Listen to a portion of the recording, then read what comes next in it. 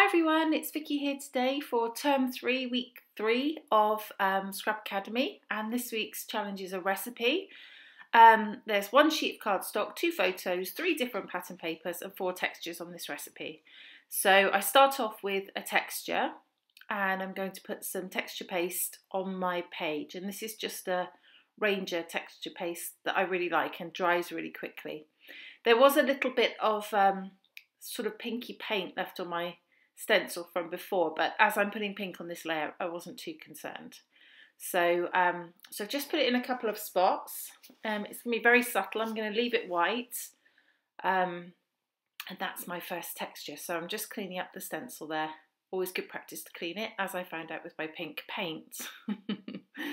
So I'm going to just dry that with the heat tool, but it only takes a couple of seconds because it's pretty quick drying anyway. There you go, it's touch dry already. So I have 3 patterned papers per the recipe, and they're all from Maggie Holmes' collection. Can't remember which collection, but I want to say Heritage, but I'm not sure it is Heritage. So I'm just going to cut out the tags from that collection and put those across the page. I like doing this with a cut apart sheet because it's nice, simple way to use it. And I've done layouts like this before. They're just nice and easy and come together nice and quickly. So so yeah, I've got that paper, the stripy paper, and that one with the black and white florals on. And I'm going to use all 3. So I'm going to place my tags across the page like this. So just use it sort of as a background.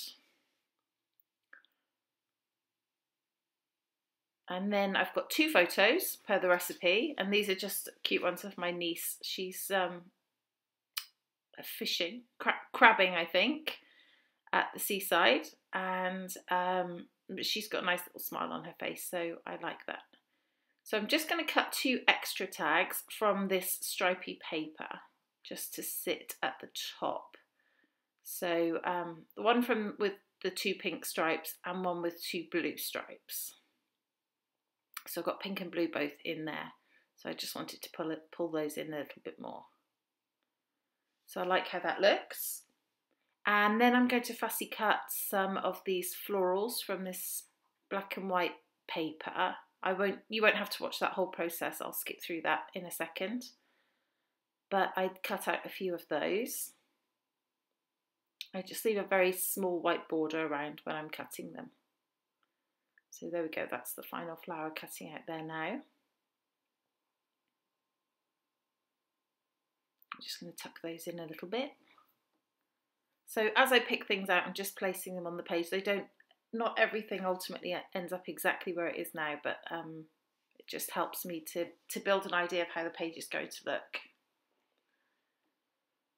So I've got my 2 photos. I've got 1 cardstock, which is the background, my 2 photos, my 3 patterned papers, and then I need to look at texture. So at the moment I've just got the 1 texture, and I'm just putting on a couple of chipboard pieces there from that same Maggie Holmes collection.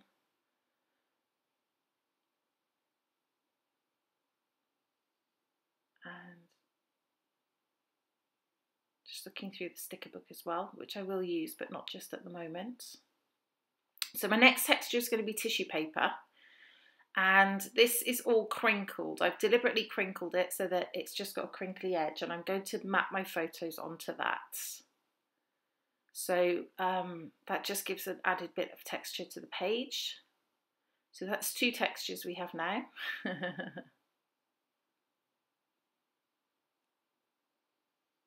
It was interesting coming up with 4 textures. I often use texture on my page, but to think about using 4 specifically threw me a little bit to start with, but I do get there. Okay, so that's texture 2. My next step is going to be, what is it going to be? Oh, I'm just cutting some holes for those 2 tags that I made, just so that they look like tags. I didn't cut the holes in the others. I should have done really, but I didn't. So here's texture 3. This is very Missy Widden thing to do. I've got some thread. So just some blue and some pink thread that I'm just going to tuck in for texture 3. So I like that, and I like how that looks. So everything's coming off because now I'm going to stick down my tags. And I've just changed those 2 around, just so that I had a pink one on the left. But the others are all getting stuck down in the same place that they were.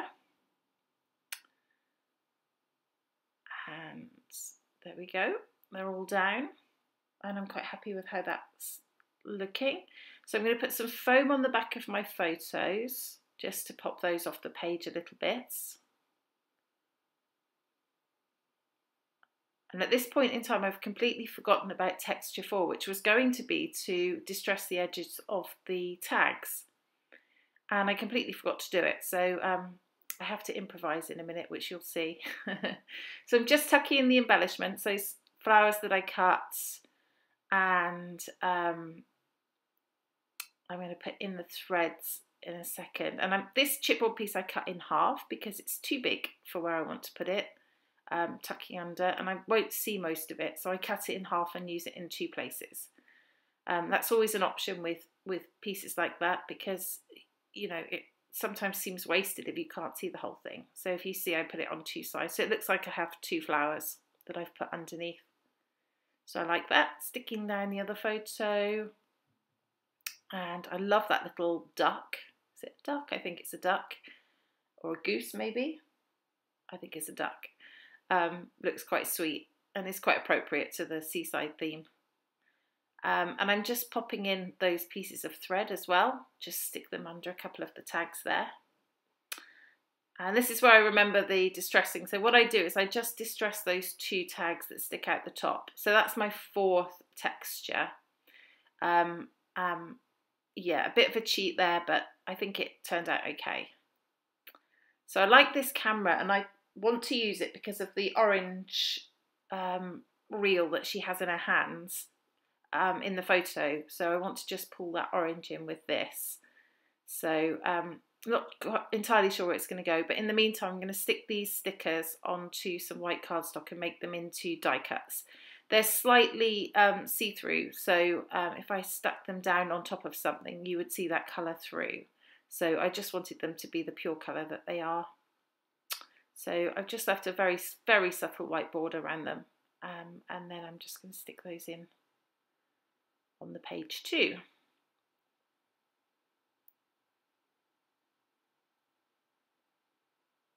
Okay, so sticking those down, and the 3 little ones. Okay, and then the camera. I'm going to put a bit of foam on the camera because it's going to overlap the photo a little bit.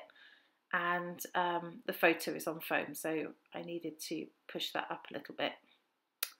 So that's where the camera is going, and I think that is it. Upcoming is the final layout. There it is. I hope it's given you some inspiration for the recipe challenge. I would love to see your take on it as well. Thank you so much for watching. This has been Vicky for Scrap Academy. Until next month, bye-bye.